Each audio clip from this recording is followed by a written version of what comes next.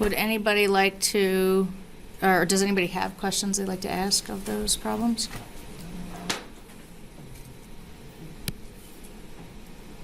You go over number 4. I don't have it in front of me. I have my work.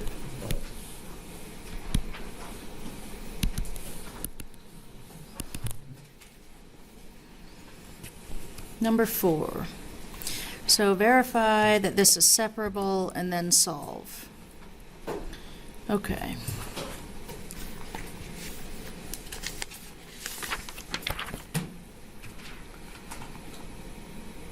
So is that like the h of g or h of x, g of x thing? Like h of x, g of t. Or g of t? Yep. Yeah, so it's already like in, you know, we have the x prime isolated.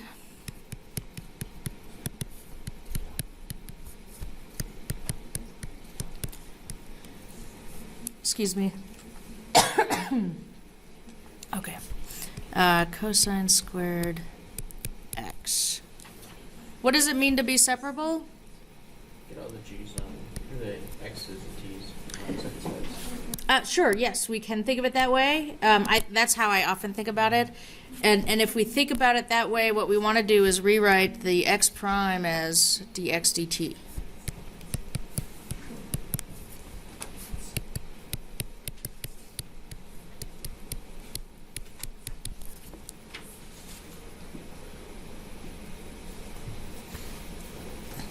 So what would we do to get to that goal of separating the x's and t's?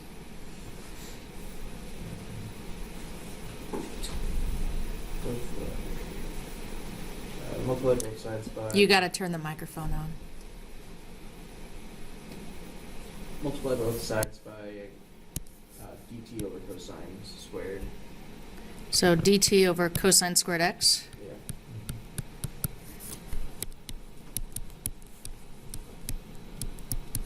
Okay. So the dt's cancel on the left. We have dx over cosine squared.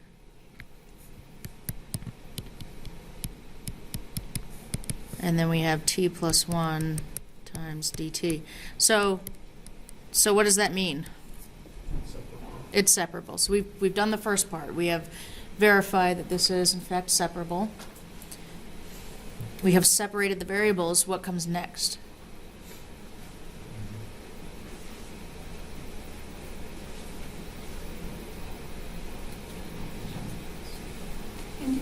Integrate. I was trying to think. Yeah, I didn't.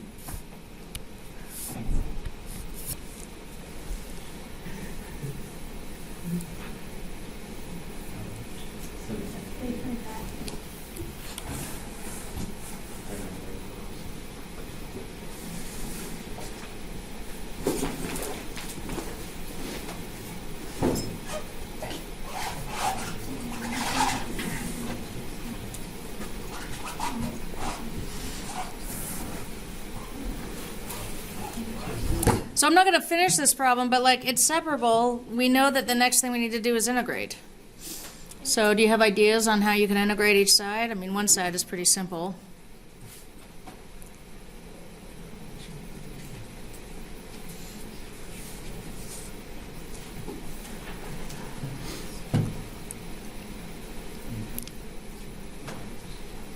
Could it be the natural log of cosine squared x on the left side? It would only be the natural log. So that I like the thinking of like trying to figure out the form, but in order for it to be a log form, what's on top has to be the derivative of what's on the bottom. And the derivative of cosine squared would be 2 times cosine times negative sine. So we don't quite have that.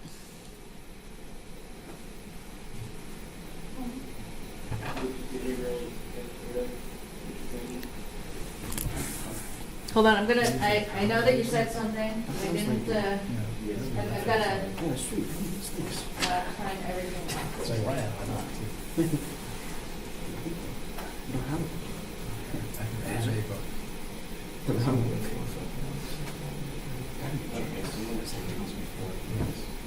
So say that again. In Williston. Does the integral secant squared x include? Right, so, so 1 over cosine squared is secant squared, and the integral of secant squared is tangent, so. So that should get you going. You want to make sure you get an explicit form, so knowing what tan x is like an implicit form of the solution, and then you just want to figure out what tan x is.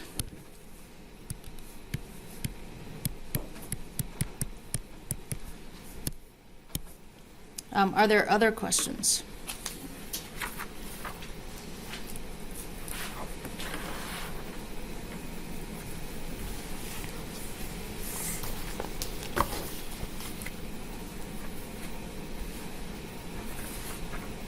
Can you just go over number 1, too? Oh, yeah, so, It was the, make sure, because you got the generic solution. Yeah, that one. well, so they give us the solution. You got- They give us a function that is a solution. Hold on, I'm just writing down a quick note so I can transcribe it accurately.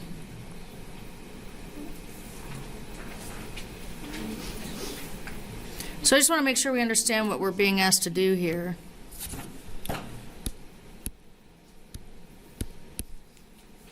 With number 1, they give us the differential equation t squared times x double prime plus 3t times x prime plus x equals 0. The solution of which will be some function x of t such that if I plug in x and x prime and x double prime, it makes this equation true. So the function they give us is ln t over t.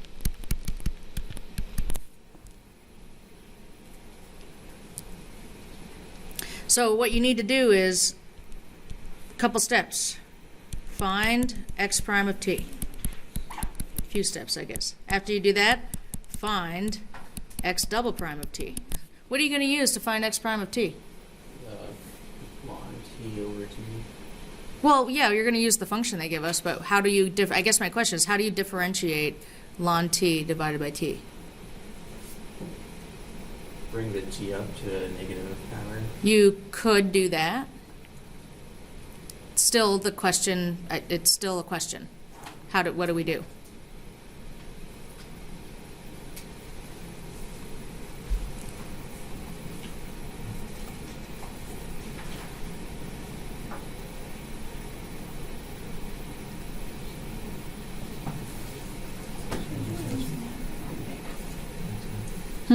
I use the quotient rule. Oh, yeah. Go ahead and use the quotient rule. The first step in using the quotient rule is recognizing when you need to use the quotient rule. So your g function is your f function is ln of t. Your g function is t. And then when you find x prime of t, the quotient rule says a g f prime minus f g prime over g squared. You might have to use the quotient rule again to find x double prime. But once you're done that, you're just going to substitute these in. Both x prime of t and x double prime of t will be expressions with t in it, right? So there won't be any x's anymore. And you're going to plug those in for each of these, and then you'll plug in the original function, the given function at the end. And then you're going to do the algebra, and you should find that everything cancels because this equation says that's supposed to be equal to 0. If it doesn't end up being exactly equal to 0, then there's a mistake somewhere, and we should find it.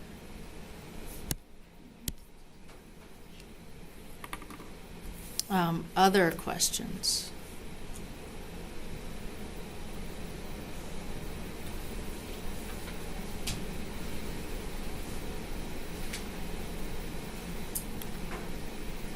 Okay.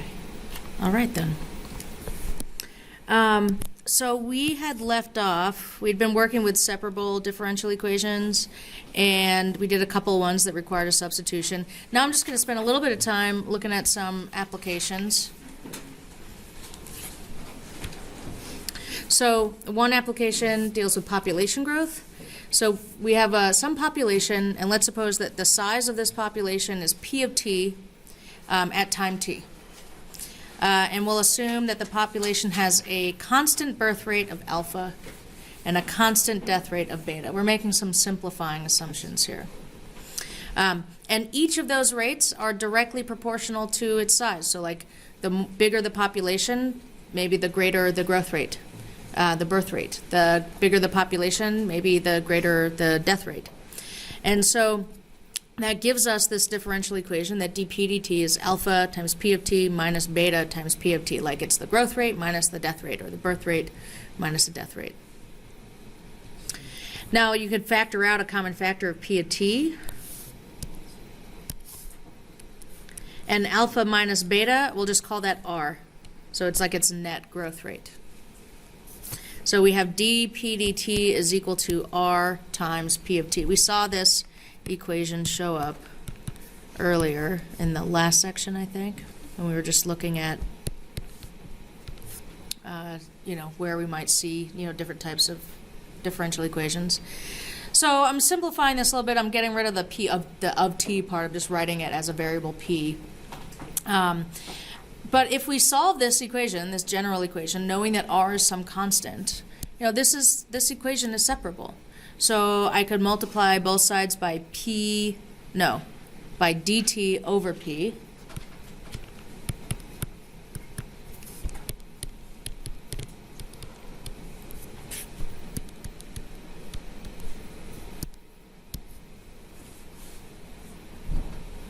And when we do that, this equation becomes dp over p equals r dt.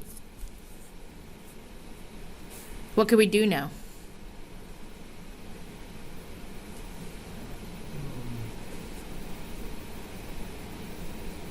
Integrate. We can integrate, yeah.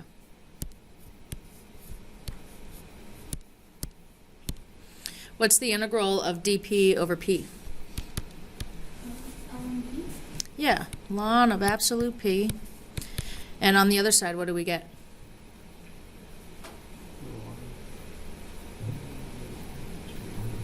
So r is a constant.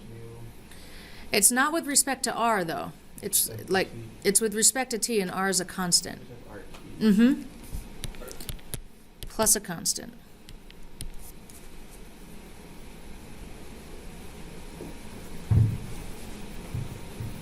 So we could use the definition of the log, or, raise each side as a power on e. And e to the ln absolute p is just absolute p. And this is e to the rt plus c1. What are we going to do now? This might look a little familiar.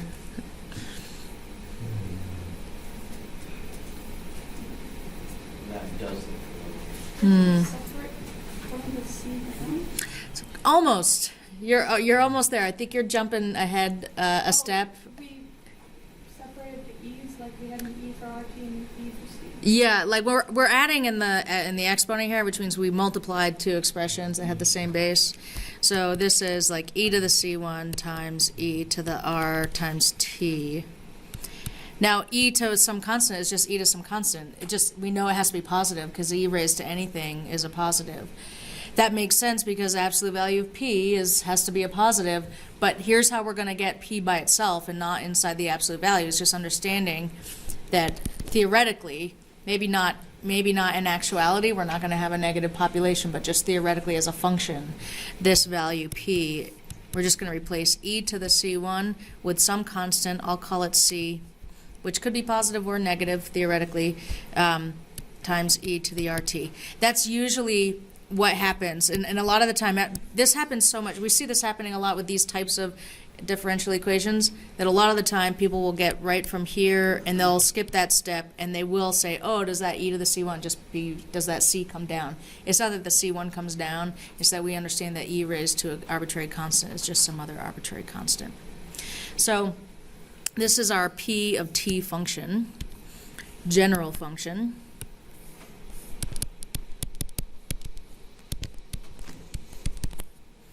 And this says, I'm going to scroll up for a moment here. The problem says, assume that we know the initial population, p of 0, right? The population at time 0. So P of 0, Just one. Yeah, just select the C. yeah, so this would be, when I plug in t equals 0, we get e to the 0, which is 1. So P of 0 is equal to c. And so that gives us the function P of t equals P of 0 times e to the RT. So in fact, in this sort of population growth model, it's not just some constant times e to the RT. We know that constant is actually going to be the population at time 0.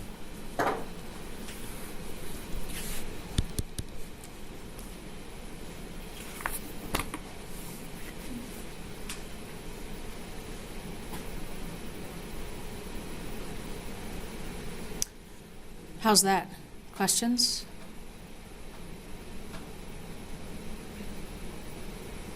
I just have one question. Yeah. Where do we have Can you turn on the microphone? It's the button at the front, at the bottom. it might be, The light will turn green. The action's a little weird. There you go.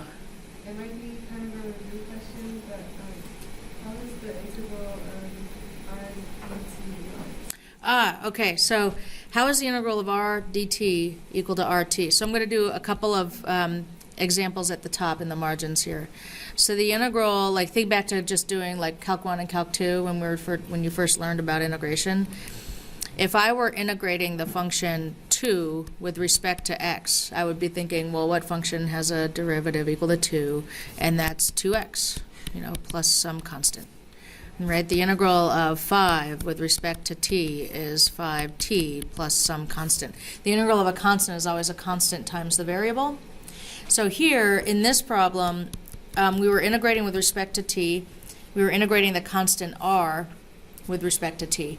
And so we had to know that r is a constant, but also, unless you've been working with like partial derivatives or something, which we're not, when you integrate, whatever that is at the end, this thing that says this is the variable you're respecting, when you're doing integration, even if they didn't say r is some constant, as long as I knew it wasn't like some other function of t, you treat other variables like it's a constant if it's not the one that you're respecting.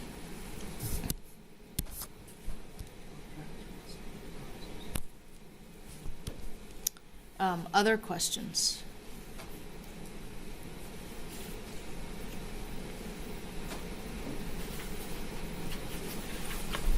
Okay. So this was kind of a simplistic view of population growth. This assumes that this is just how the population grows forever. Of course, we know that populations don't quite grow this way. They do for a while, but a particular population will often get to a certain point where it just stops growing. Like maybe there's limited resources available for the population, or there are competing species, or whatever. So what we do in order to make an adjustment to this is that we assume that the growth rate will decline as the population grows. So the bigger the population, the smaller that growth rate is going to be. So the growth rate kind of depends on the population, again, the population size. And we're going to make, again, kind of a simplifying assumption, but that's not too far from actuality. We're going to suppose that the rate of growth is linear in P. So meaning that this rate of growth, we're going to replace that little r rate of growth with a big R, which is that same little r minus gamma times P for some constant gamma. Linear in P just means you have P times some constant and maybe a constant term, like y equals mx plus b is a linear function. So that this is that growth rate, r minus gamma p, and so here's that growth rate, which is no longer constant, but linear in P. So, and then dp dt is that growth rate times the population size. It's the same thing that we did before, only we are replacing this constant growth rate, r times p of t, with this growth rate that's linear in P. So we're going to do a little algebra to rewrite this. I actually even allowed more room than we need here before we solve the equation on the next page. I'm just going to start by rewriting it. So dp dt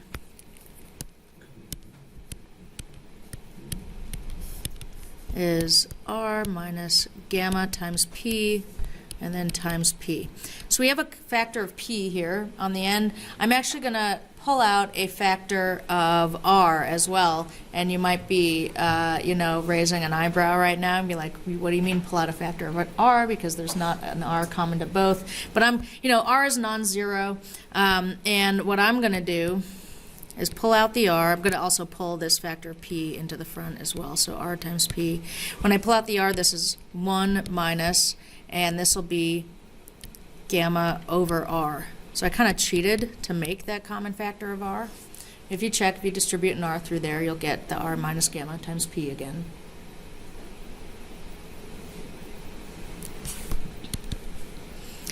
And now I'm going to introduce a new constant for the sake of convenience.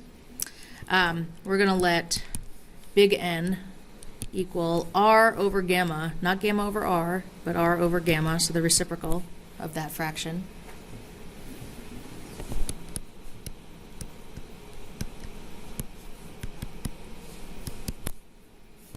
So this is r times p times 1 minus p divided by n. So I'm thinking about dividing by the reciprocal of that fraction.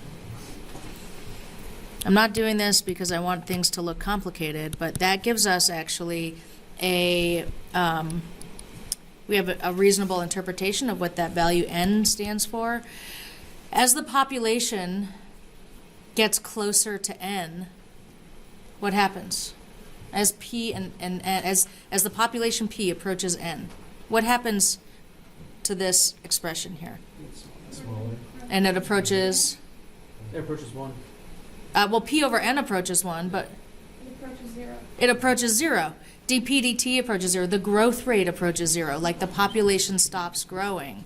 So the reason we're introducing this new constant n is that this constant n is what we refer to as the carrying capacity.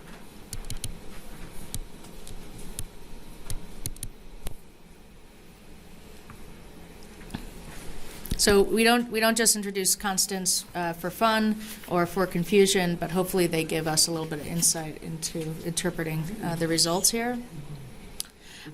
So we call this equation right here the logistic growth equation.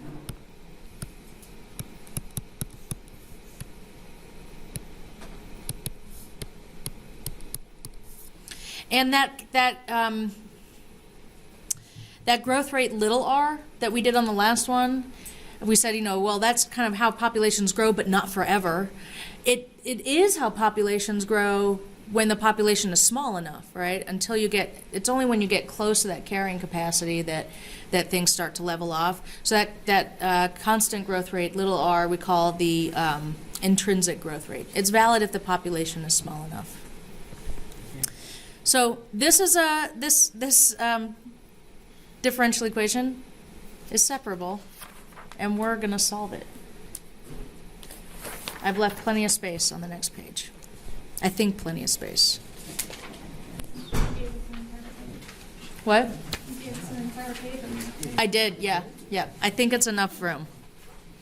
So I'm going to rewrite this Tp dt equals r. I'm going to drop the function notation and just use p's and t's. So rp 1 minus p over n.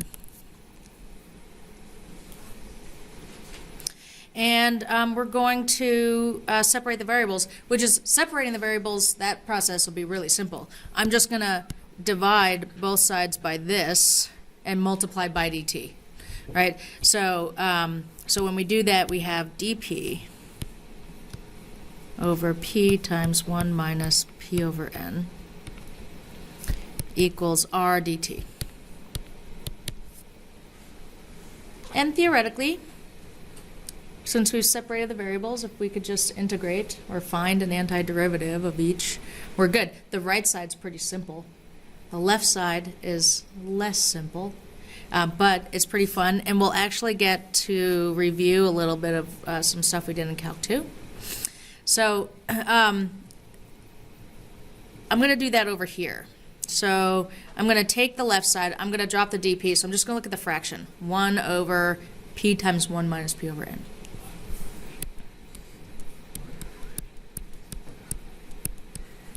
right now, I'm not a huge fan of fractions within fractions.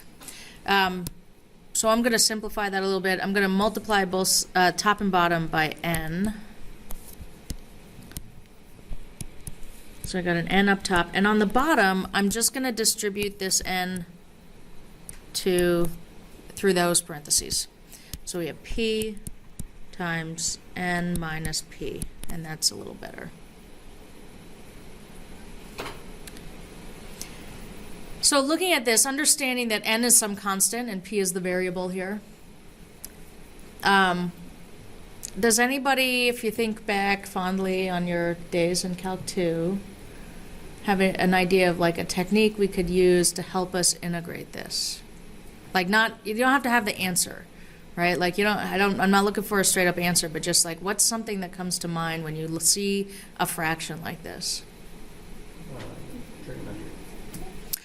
Well, trigonometric substitution is a good idea. I would usually do that if I saw some squares in there, because usually, or you know, a trigonometric substitution, I'm not going to rule it out, but it's not, I feel like that if it works, it would be a lot of work. Because somehow we have to make Pythagoras work when we do a trigonometric substitution to fit it into a right triangle, and I don't see a lot of squares there.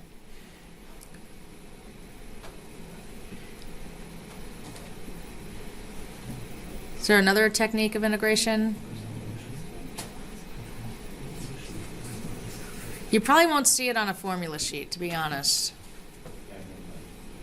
Actually, it's about the quotient rule. Oh, that's for only differentiating. The quotient rule is only for differentiating, not integrating.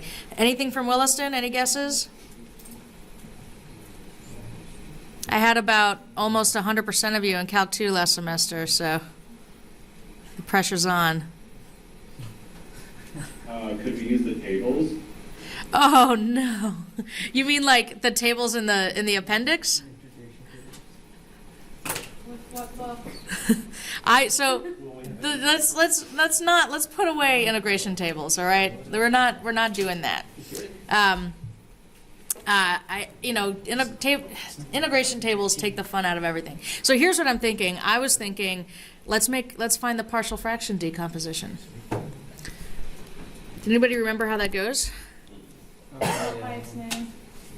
Would be the, Like how we start? you get the bottoms on it. So notice that our denominator's factored, yeah?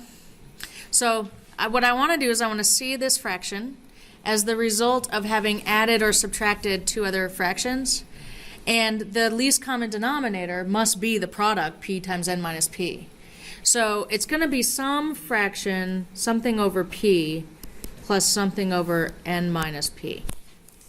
That's the idea. I'm starting from. And then, yeah, so the thing that goes on top, these are linear on the bottom. So I'm going to use proper fractions. So I'm going to have no variables in the numerator. So I have some constant, I don't know, a up top, some constant, I don't know, b on the top of the other one. And this, who loves algebra? Good.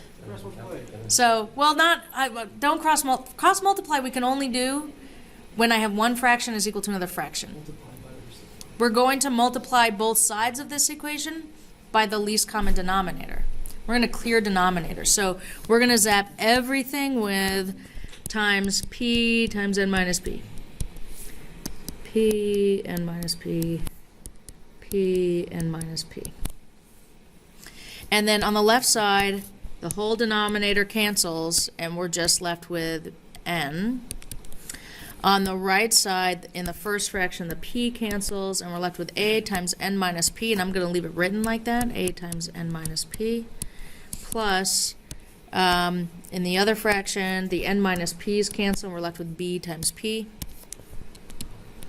And there are different techniques that we can use to figure out a and p. Well, there are a couple different techniques we can use to figure out a and b at this point, but because we have what we call distinct linear factors, just a single factor of p, single factor of n minus p, there's a super convenient way to figure out what a and b are, and that is that this is true for all values of p. We can pick some pretty convenient values of p.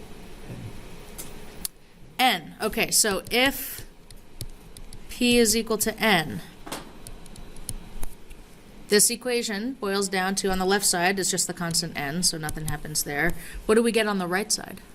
Just B, Just what? Bn. B times n, yeah, because if p is equal to n, then the n minus p becomes 0. So that term zeroes out, and we just have b times n. And that means that b is equal to 1. What's another convenient value? 0, yeah. Let's turn our mics on. We don't want to exclude folks attending outside of this room. If p is equal to 0, what does the equation boil down to? An. So on the right side is a times n? Yeah. What's on the left? Just N. Yeah, so what's a equal to? 1. Yeah, pretty nice. So what we get out of this is that this fraction here that we started with is equal to 1 over p plus 1 over n minus p. And for convenience, I'm going to change that second fraction. You could leave it that way if you want, but I'm going to just do this for the sake of making the signs a little bit easier later on. I'm going to factor out a -1 so I can reverse the order of subtraction. So this will be a minus 1 over p minus n. And this is the left-hand side of that integral.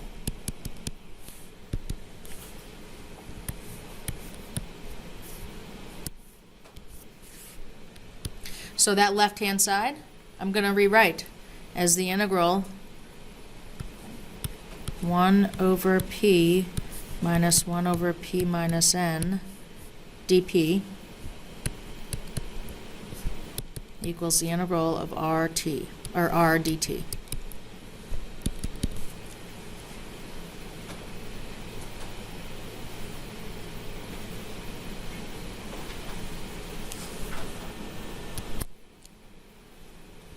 How's that so far?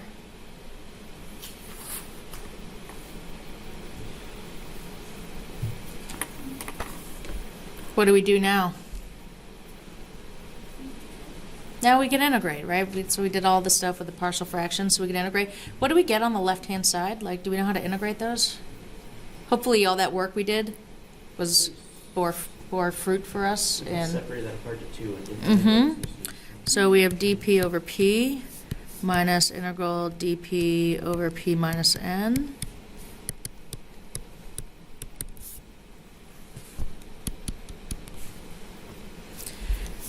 And what do we get on the left side? Williston, who wants to suggest a result? Yeah, go ahead.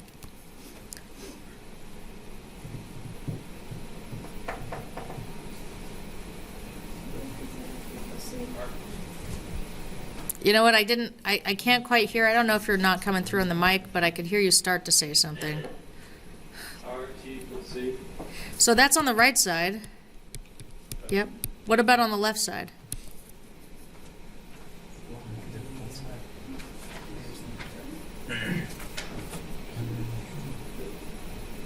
Natural, ln of absolute IP minus ln absolute IP.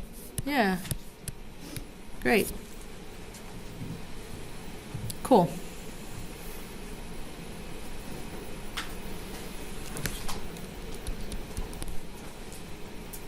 Now, before we try to extract the arguments from inside the log, I'll just condense those logs, right? We're subtracting 2 logs. How can we write it? Well, I don't map log of p over. Yeah, by division. Eric, I need you to remember to turn on your microphone. Okay, great. So now p over p minus n, or absolute p over p minus n,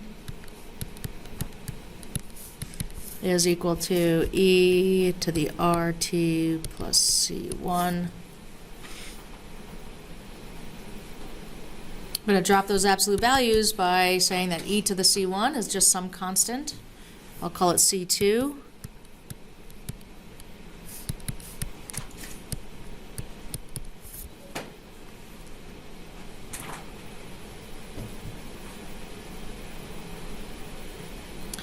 So here's an implicit solution. We certainly have an equation that relates P and T together, but I'd like it to be explicit. I'd like to just have P of T equals something. So let's see what we could do. Let's get rid of the fraction. Multiply both sides by P minus N.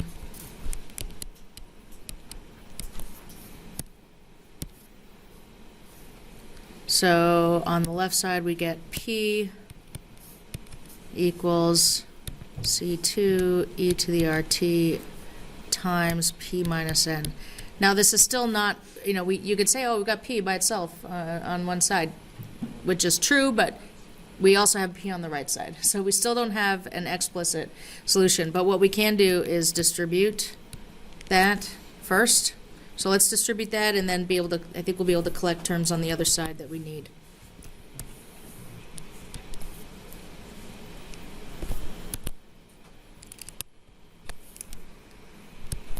So P is equal to P times C2 e to the RT minus N times C2 e to the RT.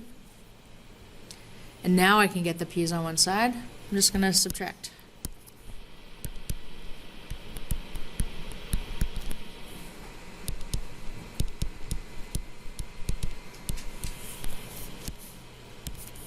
So P minus P times C2 e to the RT is equal to negative N C2 e to the RT.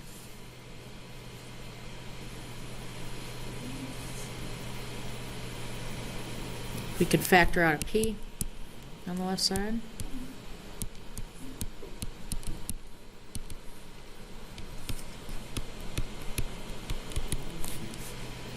And now all we need to do is divide by the stuff in the parentheses.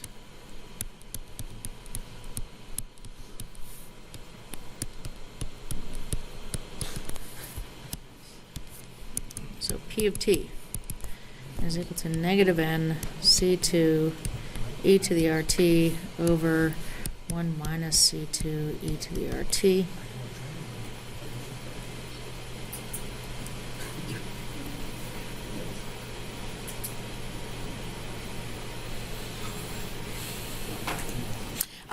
So this is an explicit solution, and I would be perfectly happy to stop here. If you look in some textbooks, they might go a little further. They might say, well, I can reverse the subtraction on the bottom, factor out a -1, and then zap the negative up top so that it looks more positive.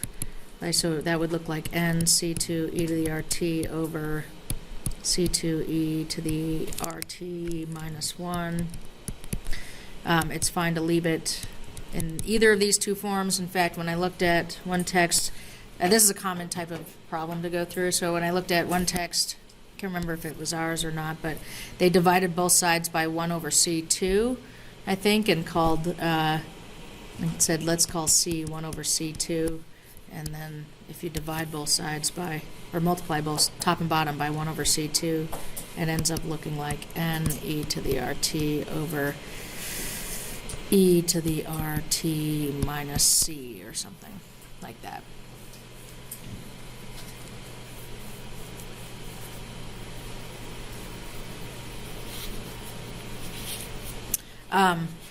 Questions?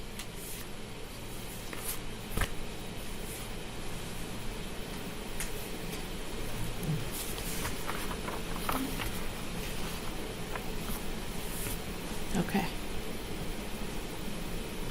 All right. So there's a logistic growth equation, or the result of logistic growth equation, what the population is over time. I'm going to spend a little time looking at another application that we're able to solve by using separation of variables. Newton's law of cooling.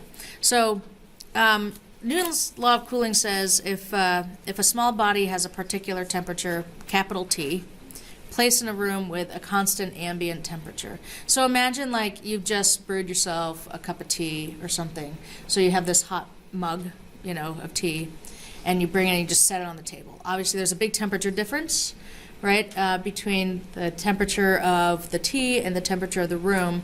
And the temperature of the tea will eventually kind of approach the temperature of the room.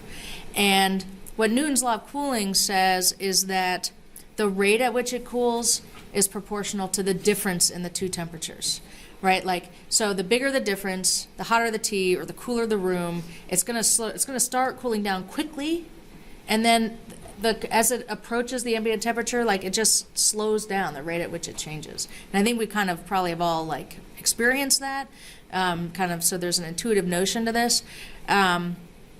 But if the rate at which it changes is proportional to the difference in the temperature of the body and the ambient temperature, then that gives us this differential equation right here. So T prime is some constant K multiplied by the difference between the ambient temperature and the temperature of the body itself. So the rate at which it's changes over time. This differential equation is separable, and we can solve it. So we're going to do that. We'll note that what we're finding is when we solve a differential equation, right, we're finding a function, in this case capital T of little t, which will tell us the temperature over time. Some differential equations we'll solve, and then we have to maybe check to see, is there a constant function that also works that didn't reveal itself to us through this analytic process? So I'll just note that right now, that if I like room temperature T, and I just decide to take a cup of water that's already at room temperature and throw a tea bag in it and leave it in this room, the temperature's not changing at all, right? That's a constant temperature because the body is already at the ambient temperature. So T equals A is a constant solution that probably won't be revealed to us through the analytic process that we're going through. So here's I'm gonna switch to the dt notation. So d big T, d little t is equal to K multiplied by A minus big T. This is separable.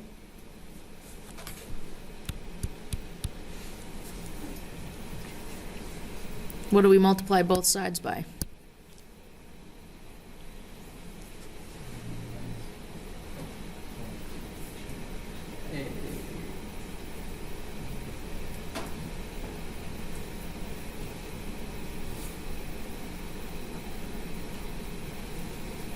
Can you distribute dt A over- to the- that's the function, and then multiply?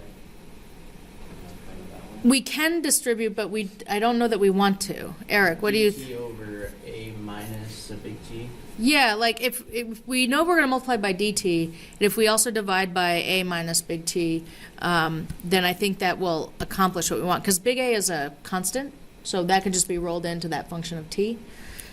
So times dt over A minus big T.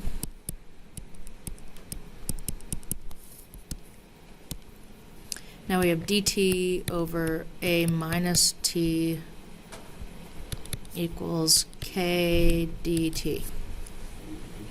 So we have separated those variables. What comes next? Integration. Integration. Let's leave our mics on. Eric, if you just leave it on, then it'll be on when you say something. So yeah, integration. On the left side, how does that work? What kind of integral is that?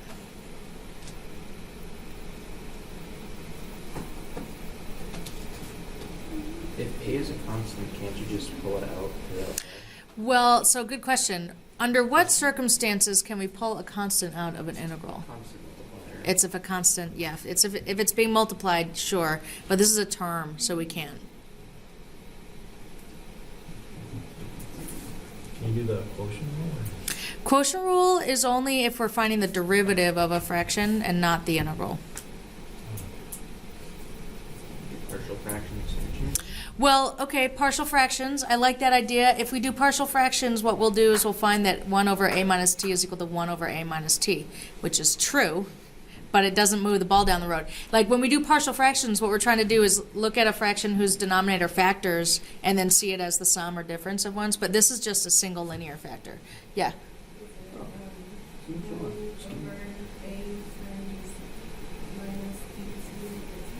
Nope. What form is that? We saw it on the last example. Negative ln a minus d. Yeah, that's a log rule because the derivative of a minus big T is -1, right, with respect to big T. So what we would do is say, okay, in order to see the derivative sitting right on top, I want a factor of -1, which I'm allowed to throw in constant factors if I also compensate on the outside with the reciprocal. So this is negative ln absolute a minus T.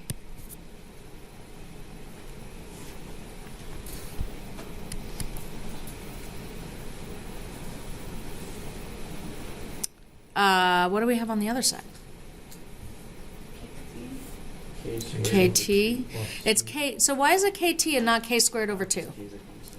Because K is a constant, and we're respecting T, right? So the integral of K dk is K squared over 2. The integral of K dt is KT plus a constant.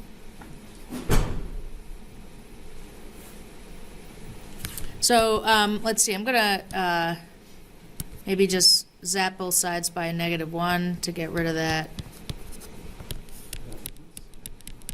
And when I distribute on the right side, I'm gonna, so I've got a negative KT, and then I'm just gonna say, you know what, negative of C1 is just some other constant C2, so I'm just gonna call that C2. What comes next?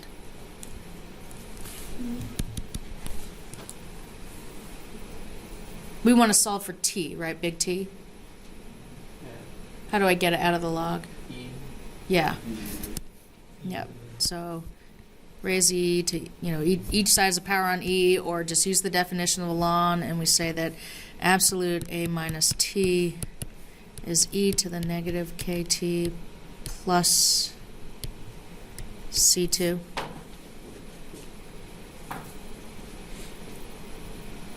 So there's an implicit, I guess the line before it was also implicit solution.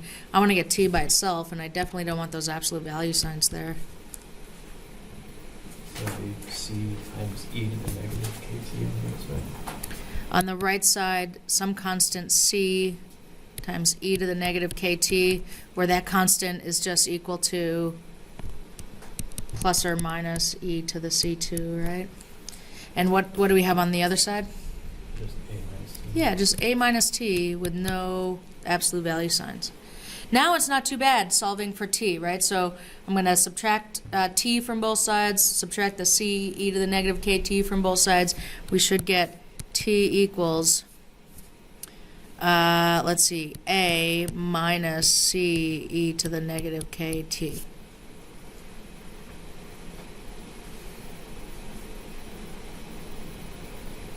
So this is the explicit solution. I'll go back to function notation. That gives you the temperature at time t, where capital A is the ambient temperature.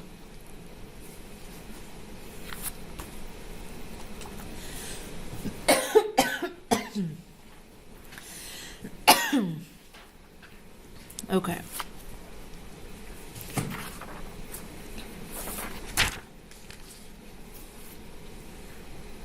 Fun? What? Did somebody deny that this was an enjoyable activity? So let's take what we just spent a bunch of time working on deriving this Newton's law of cooling function. So let's maybe do a problem. So we've got a cup of coffee with an initial temperature of 210 degrees. It's placed in a room that has an ambient temperature of 70 degrees. I'm assuming these are all in Fahrenheit. And after 5 minutes, the temperature of the coffee has fallen to 185 degrees. And we want to know what time will it reach 160 degrees. So, okay, so here's what we know. The ambient temperature is 70 degrees, so that's capital A.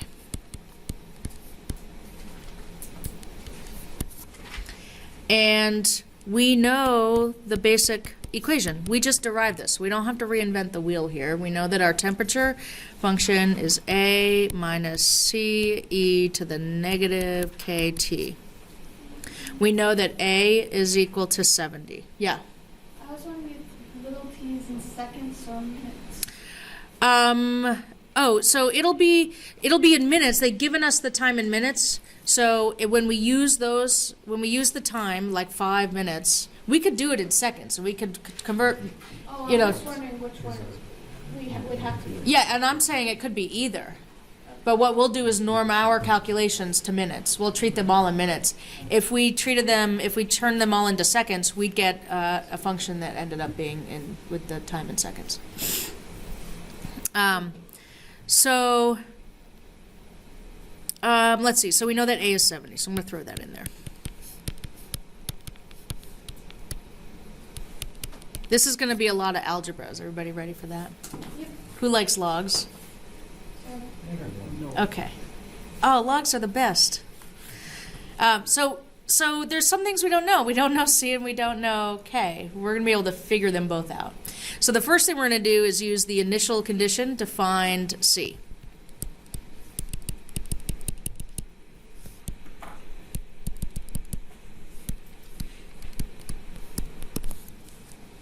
Okay, so we know that T of 0 is 210. And that means that 210 is equal to 70 minus C times e to the 0. See, using that initial condition first means that K is no longer an unknown because that whole thing just zeroes out. We're going to worry about K in a minute, but this will allow us to get C. Because, of course, e to the 0 is 1. So 210 is 70 minus c. That means that c is 210 minus 70, which is 140. Great. So that means right now what we know is that T of t is 70 minus 140 e to the negative kt. And we use the initial condition, right? We use that particular matched pair of values, the 0 and the 210. Six must be negative 140. Yes. Yeah. Yes, thank you. yeah. Yes, because it's 70 minus 210. Let me fix that.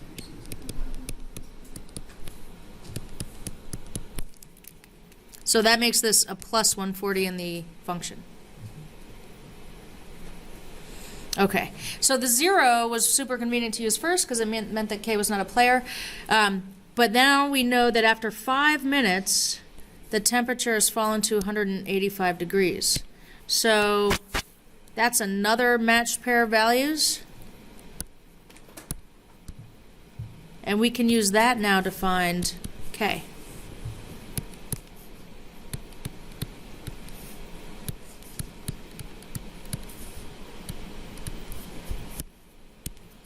So 185 is equal to 70 plus 140 times e to the minus 5k.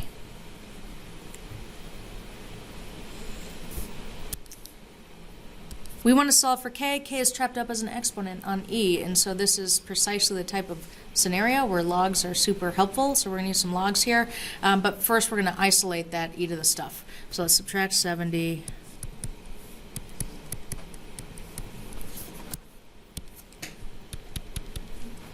And that gives us 115.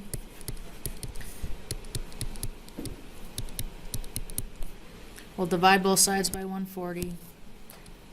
We really want to divide by that coefficient before we take the ln. It makes it so much more convenient. So 115 over 140 is equal to e to the negative 5k. And now we're ready to take ln of both sides.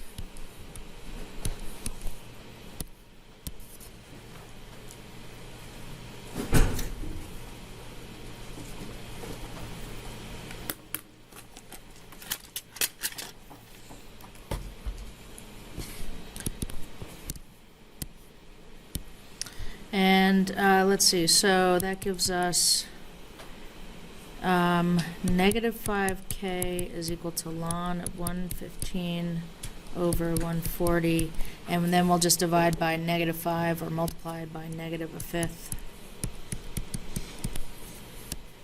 So that k is negative 1/5 ln 115 over 140. And I'll go ahead and get an approximation for that.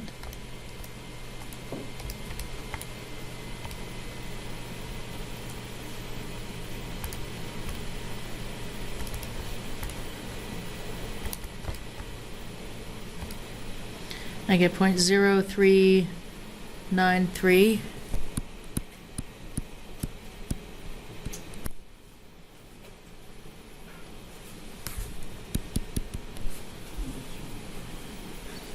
Okay, so now I think we have our full function here that describes this particular cup of coffee.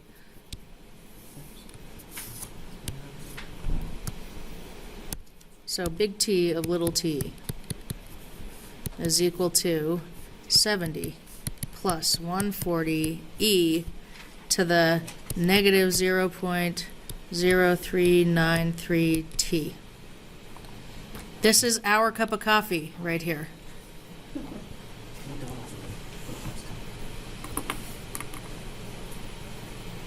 Guess what we can do now? Find out what time the regions. Yeah, now we can, like, answer the question. They said, how long will it take? Right, at what time will the coffee reach 160 degrees? So now we're going to find little t, where big T is equal to 160 degrees.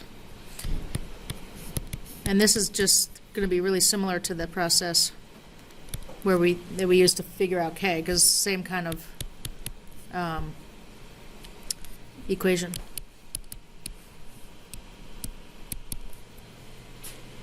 We'll subtract 70. And what is that, 90? 140 e to the negative 0.0393 t. We'll divide by 140 because we really want to get that coefficient out of there first.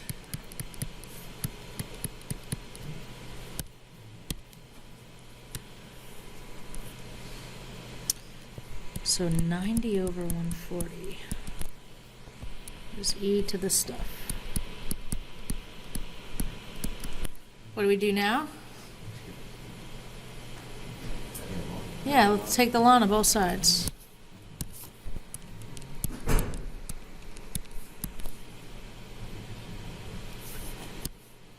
So ln 90 over 140 equals negative 0.0393 t.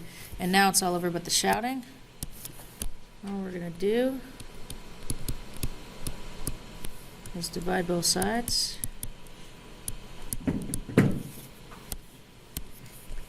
And we get, let's see, ln of 90 over 140.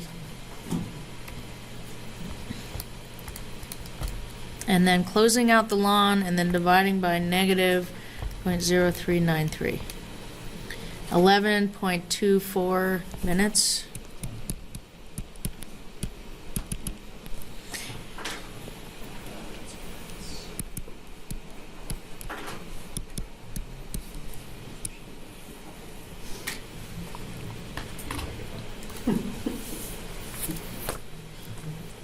Not too bad.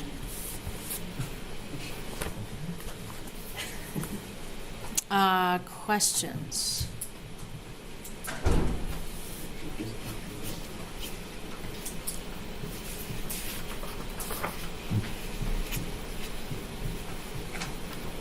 Okay. All right. That should help you with, on this set of practice exercises that I initially assigned last time, we just didn't get through this section. I'm pretty sure there's like one problem like this.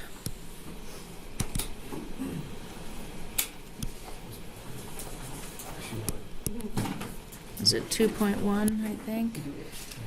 Yeah. Yeah, right. So I think I assigned 21. So you can sort of use this problem that we did as a kind of a model for how you might approach problem 21 on that. Are there, I don't know if anybody got a start on any of these practice exercises, or if you want to ask any questions about them before we talk about linear equations.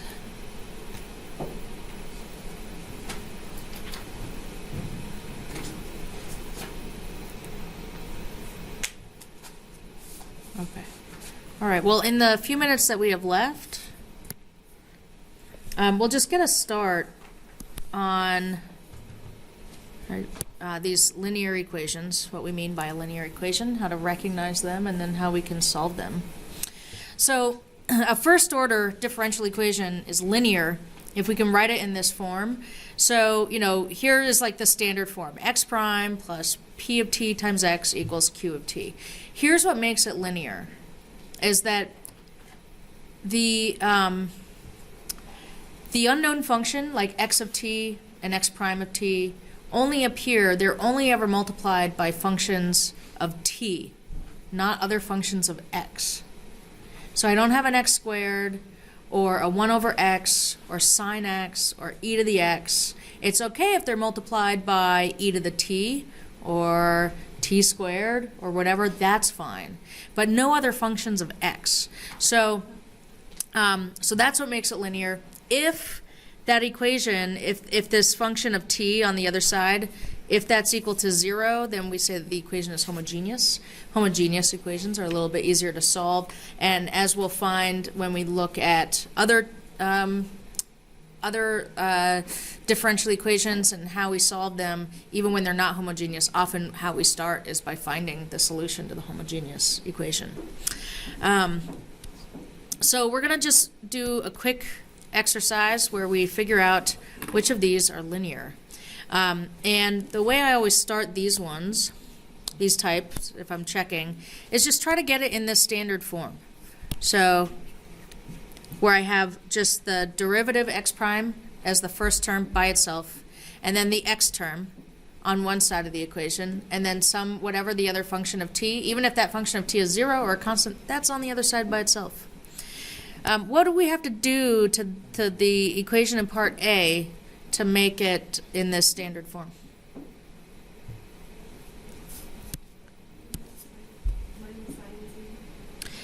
I don't want to minus sine t because the function of t by itself on the other side is usually what we're looking for. Yeah, we'll add the 3x because what we want is the x prime and the x, right, on their own side. And then hopefully we'll see what those coefficients on x and x prime are. The coefficients on x and x prime ought to be either constants or just other functions of t. So we'll add 3x. So now we have x prime plus 3x equals sine t. Is that linear?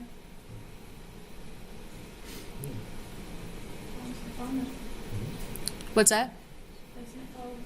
It seems to follow the formula, the format. We have a function of t on the other side. And here's the thing. X prime is just a 1x prime. That's great. That's the standard form. And this, the thing that's being multiplied by x is not a function of x. I could think of any constant I can think of as a function of t, right? Where q of t or p of t is 3, right, in this case. But I just don't have any factors, any other x's there, right? Like the 3 that I put in the red box, I don't want any x's there, right? I just want a function of t or a constant. So this is linear. And in this case, p of t is 3, q of t is sine of t.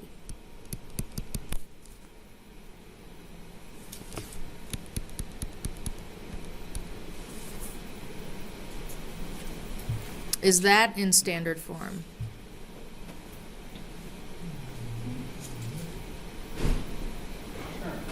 Sure.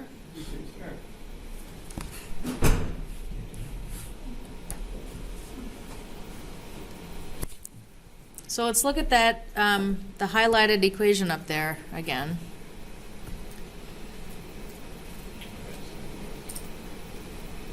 What's that? It is not in standard form. Yeah. It is almost in standard form, though. We don't have to do a whole lot.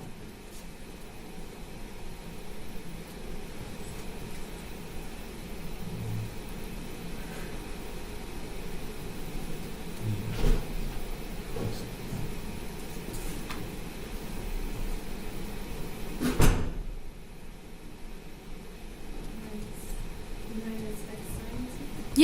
Yeah, we want to get that x term together with the x prime term. We want the x prime and the x term together on one side of the equation. Oh, I'm sorry, I thought we were still on A, so. Oh, we're on the next one. Oh, yeah, sorry, I was looking at, we had already determined that that first one was linear, so we were moving on. So x prime minus x times sine of t equals t cubed. Okay, is that linear?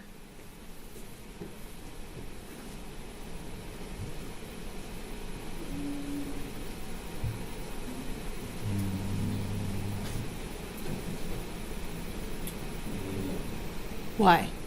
The t is cubed. The t being cubed is fine. T is right, like with X. So is that a problem?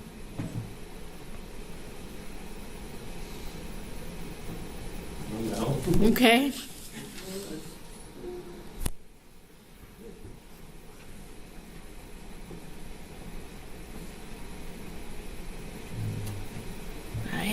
What do we think in Williston?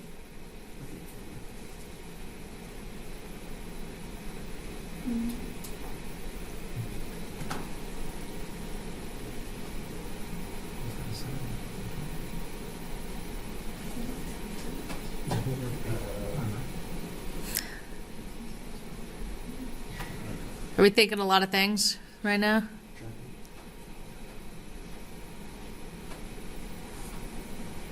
So in what makes a function linear, I'm going to go back to this this highlighted equation. Right, so we have the x prime by itself, that's all set, right? Then we have x multiplied by maybe a function of t, right? P of t. And then equals some other function of t.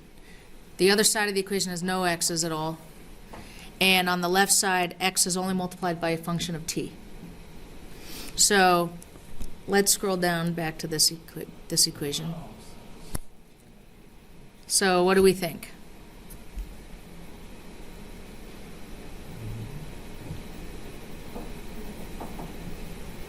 You're nodding yes. Yeah, this is a function of t right here. There's no x's. If that were sine x instead of sine t, it wouldn't be linear. But it's sine of t. It's just so we could think of that function of t as a coefficient on x.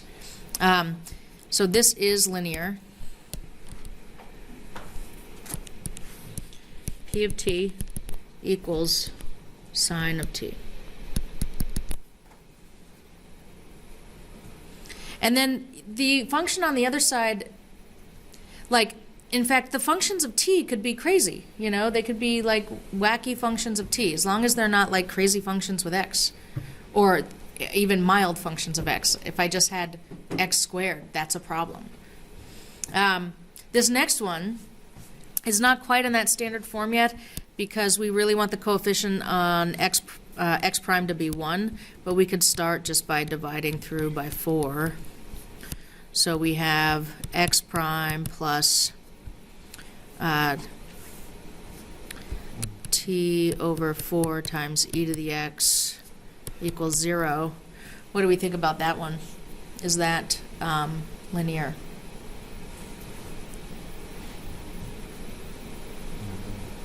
I heard somebody say no. Can you turn your microphone on and tell me why?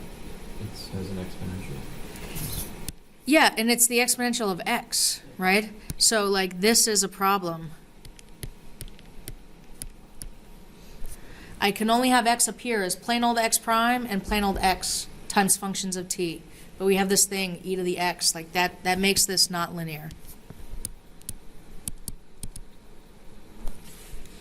How about this next one?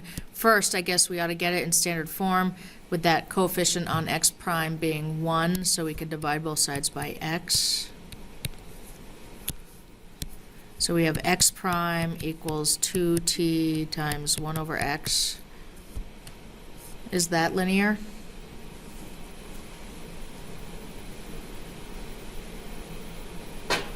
And you know what, I'll go further. We have this function of x here, so I'm going to just subtract it. Minus 2t times 1 over x equals 0. So, you know, if the whatever kind of equation is homogeneous, it's set equal to 0.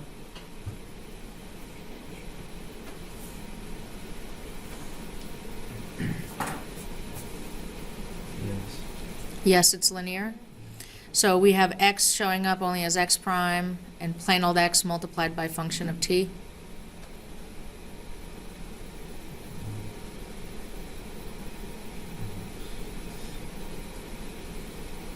So I don't think that's what we have here. Like, if that were 2t times x, I would absolutely agree with you. But we have 2t times 1 over x. And that is a problem. It's not like, it's still a valid differential equation. It's just not linear, right? So in order for something to be linear, we really need to have x prime times 1. We need to be able to write it as x prime times 1 plus x times something that might just be a function of t.